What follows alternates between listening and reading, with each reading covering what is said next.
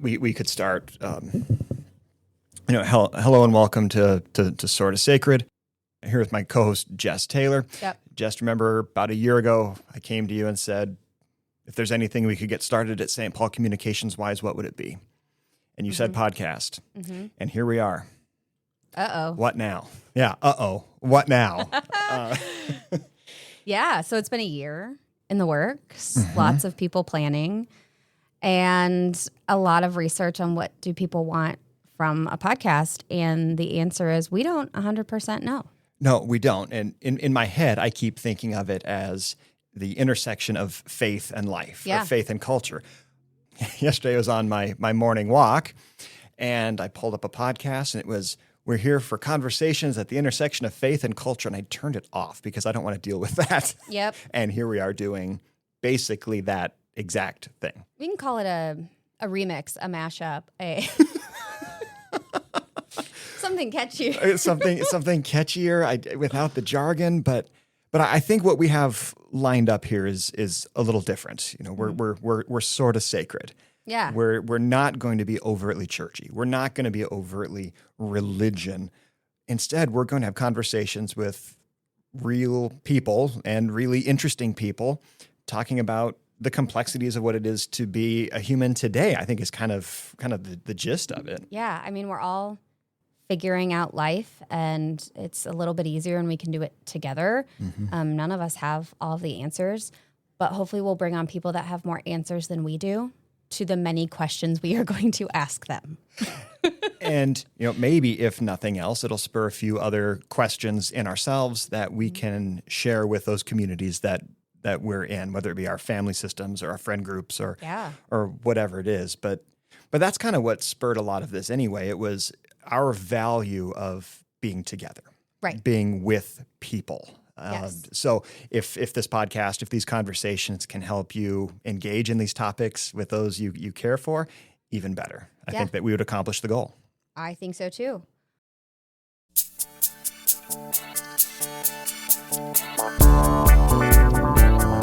Welcome to Sorta Sacred, conversations about the joys and challenges of life. Today, we're finding something sorta sacred even in the most normal parts of our days.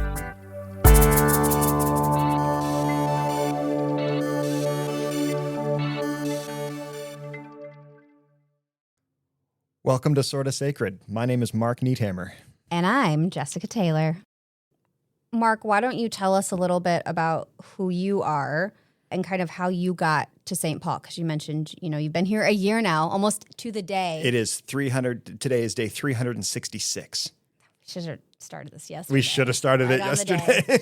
We gave you a breather. So this is a good way of launching into to year two. Year one was figuring out how things work together, and year two is kind of let's go. Taking the training wheels off and no longer being the idiot that followed the legendary, senior pastor. But yeah, so 366 days in. I'm new to Iowa, although I guess not technically. I was born in Iowa City, not too far away. Yeah, that's true. Which is a little weird. My dad thinks it's like I'm coming home, but I think he's kind of way off base and justifying the fact that I moved to Iowa and it was a much further drive for him to get over to visit. So I've spent my the college phase of life and graduate school and all of my professional life in southern Minnesota. So college in Northfield at St. Olaf College, and then up to the Twin Cities for seminary.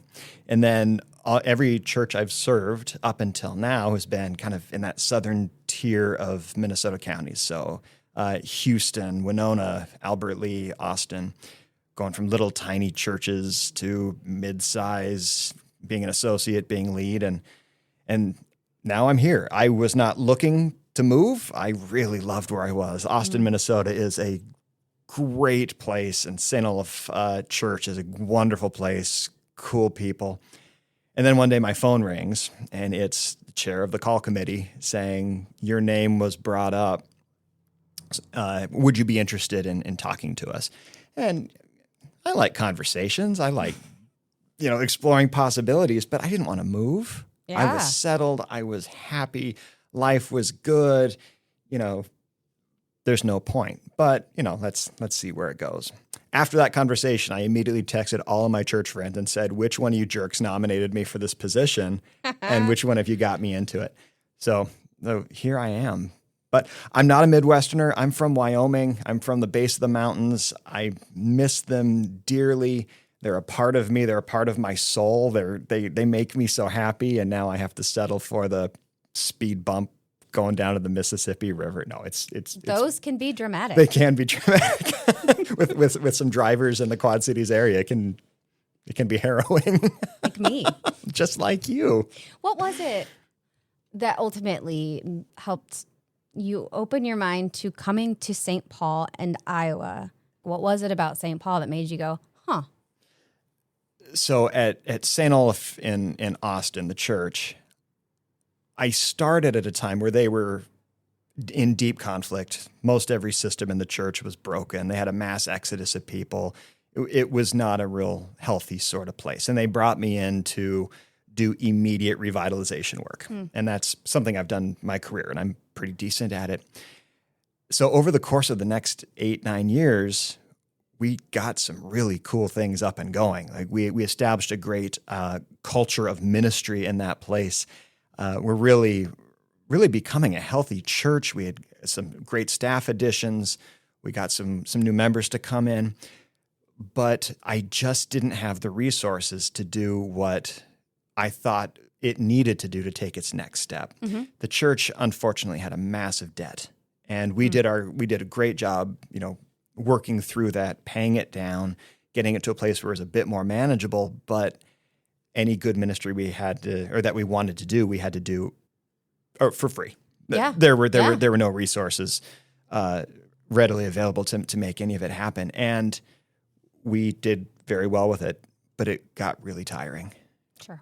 So coming to St. Paul, to a church that is bigger, about 3 times the size, and not only having the money, but having the people to do this stuff. Yeah. Like, I love it at St. Paul.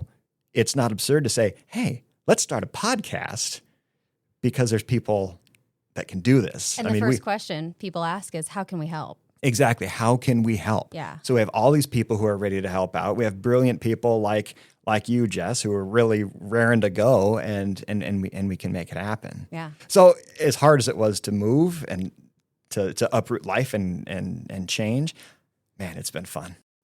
All right, Jess, tell us about yourself.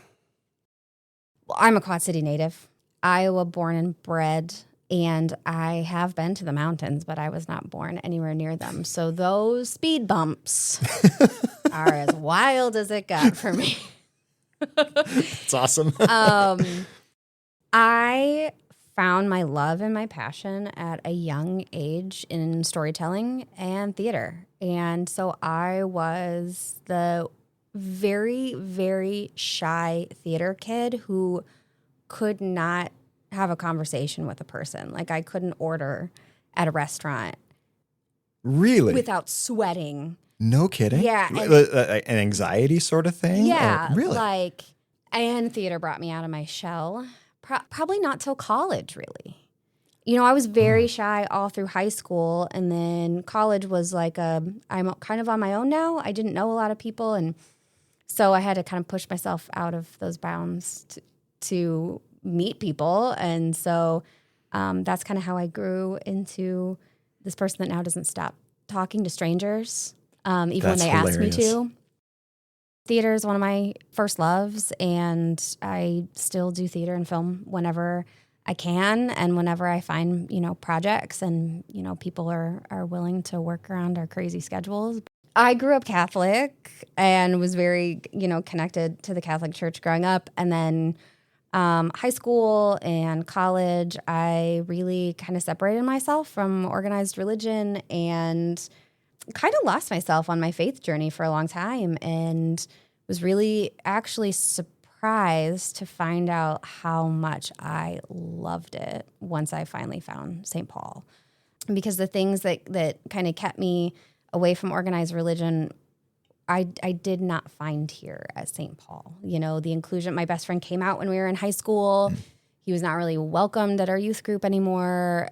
That just put that off for me and gave me this huge blanket of religion as people who are going to impose who can be there and who can't be there and those kinds of things. And so I was very suspicious of getting comfortable. And, you know, when I first applied for this job, I thought why would they want me here? I don't know anything about Lutheranism. But I think the fact that everyone said, that's okay, we want you, made me think like, maybe this is the real deal. If they'll take this stone cold heathen, like, then maybe they mean it when they say they accept everybody. Right. Even the people that are questioning, because I didn't feel like I was encouraged to question growing up. But it's tough to get to that point for a lot of folks, to get to the point where they can question that sort of faith, religion foundation that they've been brought up in. I have often just watched other people lead by example in that area, because I'm still sometimes go back to that. Oh no, I don't get into heaven now. As if it's something you have any control over at all, right? The Good Place was the really good representation of the point system I had in my brain, you know? And even the thought of having that question was like, oh, take 10 points off. Take 10 points. Yep. Yep, exactly. One of the greatest shows of our time, by the way. Genius. That's me. That's me in a nutshell. I love it. That in and of itself is Sorta Sacred, right? That journey that you've been on, that you've been able to go on, the permission you've given to yourself to ask tough questions and to not be scared of the answers and to figure out what, as you know, we work with this life and a life faith is at this place is that's Sorta Sacred, and that's it. Better yet, the congregation. I didn't do it alone, that's for sure. They're the best. It's this place is special. It's hard to explain St. Paul to other people without them being like, yeah, okay, but tell me how you actually feel. Like, don't. And it's like, that is genuinely how I feel. It sometimes still surprises me. You start at a new place and it's like the honeymoon phase and that wears off. I don't feel like that's worn off here. And I'm going into my 5th year here. Wow. And so the first year is like I kept waiting for like, okay, well, when is it going to get, not as shiny? It still feels really shiny. It doesn't mean it's not sometimes a grind. It's hard work. There's a lot that happens, but it's the people. It's the most genuine staff I've ever worked with. It's the most genuine congregation. And I don't come from, a religious background professionally. And so that was kind of the surprise for me, was working at a church. What does that look like? It was not a place I expected to find myself either. So churches can be okay. They can even be good. I was a little suspicious about, as you should be.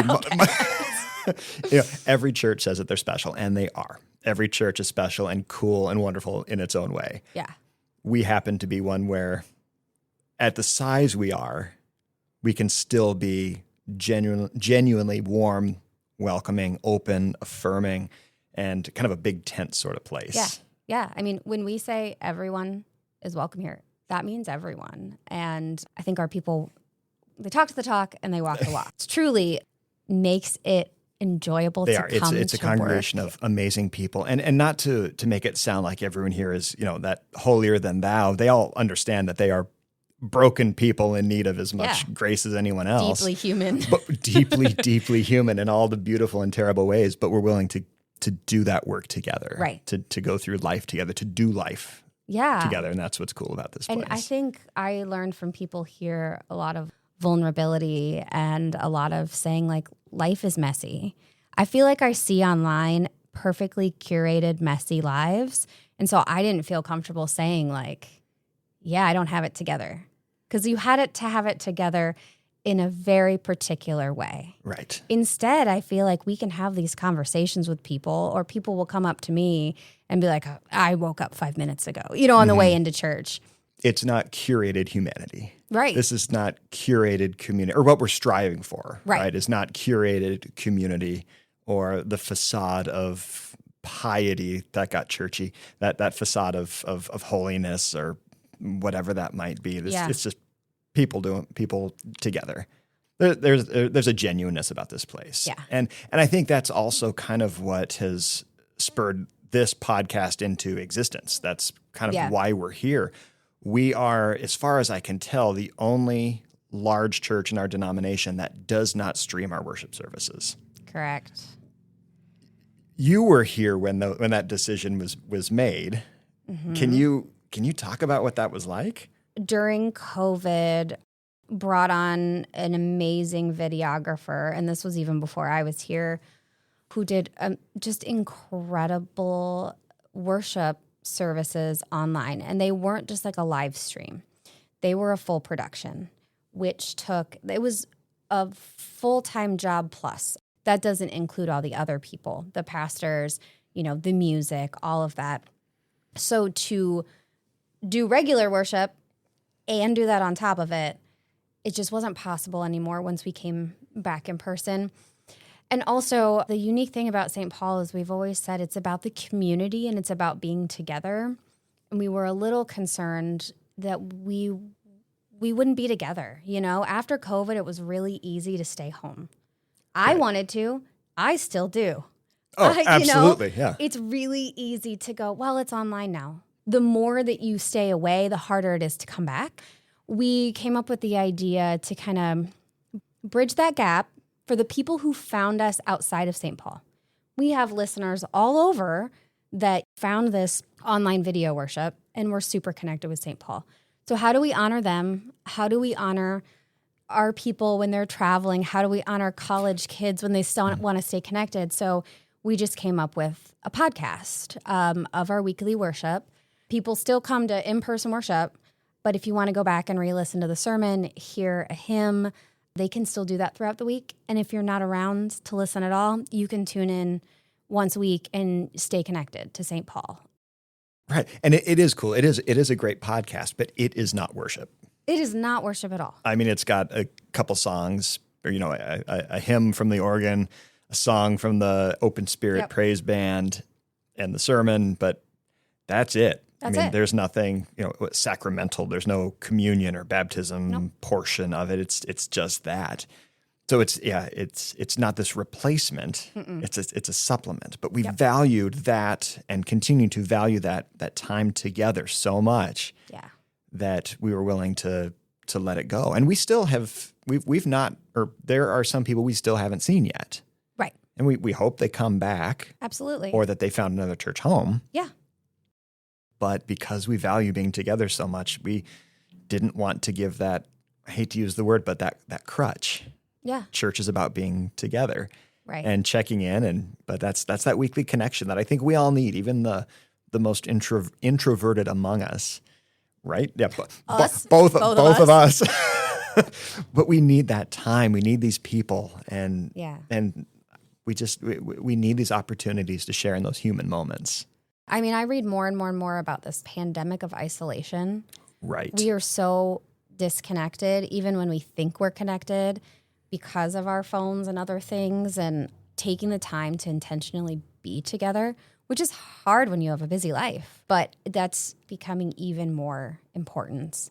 At my previous church, we did we put in live streaming equipment after the pandemic. We did pre-produced videos, which was the right choice at the time.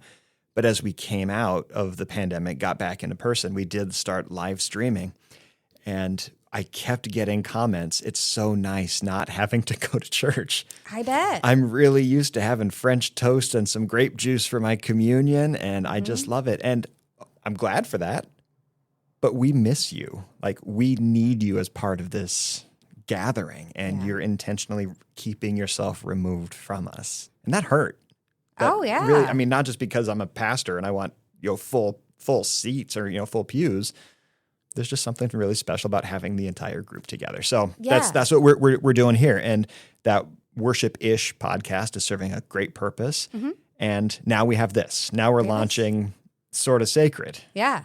So we're trying to keep up some digital presence. I think in the world in which we live, it's good to have some sort of digital footprint when you're trying to foster these sorts of intentional communities. But we want to keep the main thing. Yes. So this is not worship. This is going to be kind of faith adjacent, religion adjacent, all of those sorts of things. But ultimately what we're going to try to do in this particular podcast is to lift up stories of real people to help us see the beauty of being a human today. Yeah. Is that kind of a fair way to maybe over reduce? But no, I think so, and I don't want to pigeonhole it too much because we have so many ideas and so many people we could talk to, but also I know that listeners are going to chime in eventually and say, "Hey, what about this? Hey, Right. what about this?" And we want to encourage people. I mean, we know what we want to learn about, but we want this to be something that if someone has a question, someone wants to explore something. I mean, if we can, we will. So. right. That's the exciting part too, is who knows where this will go. The ideas we threw around for a podcast, even over the last 6 months, we're like, well, we could do this, we could do this, we could do this.